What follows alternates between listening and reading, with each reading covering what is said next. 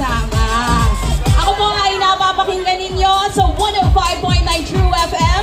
Yan po ang FM radio station ng TV5.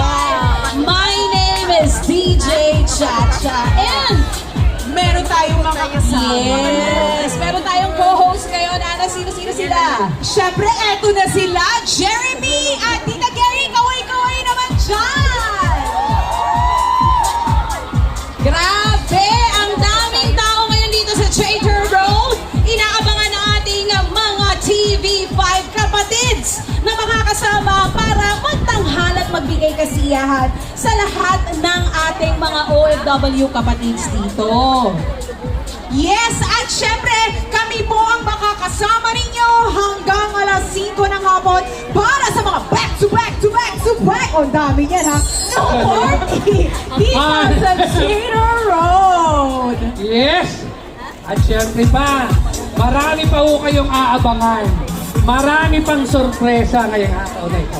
Exciting talaga ang mga kaganapan. Syempre, kaway-kaway muna! Hello! Eto na! Sigaw mo ba dyan?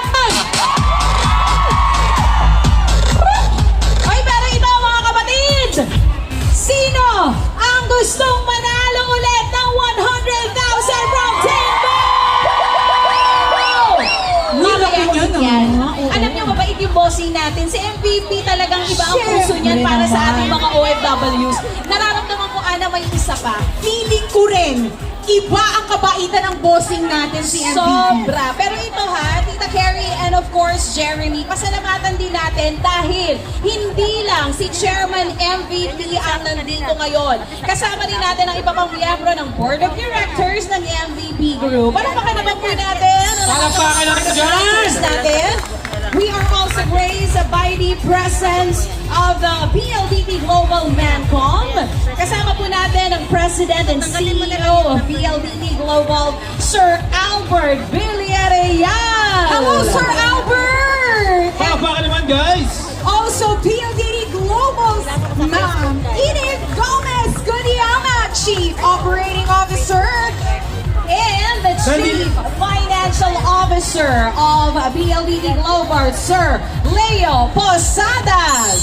Nandito rin po si Sir Chito Ocampo, Vice President and Global Customer and Network Operations.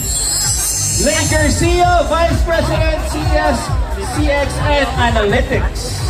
And Sir Artemio Quiamas, Vice President, Strategic Partnership.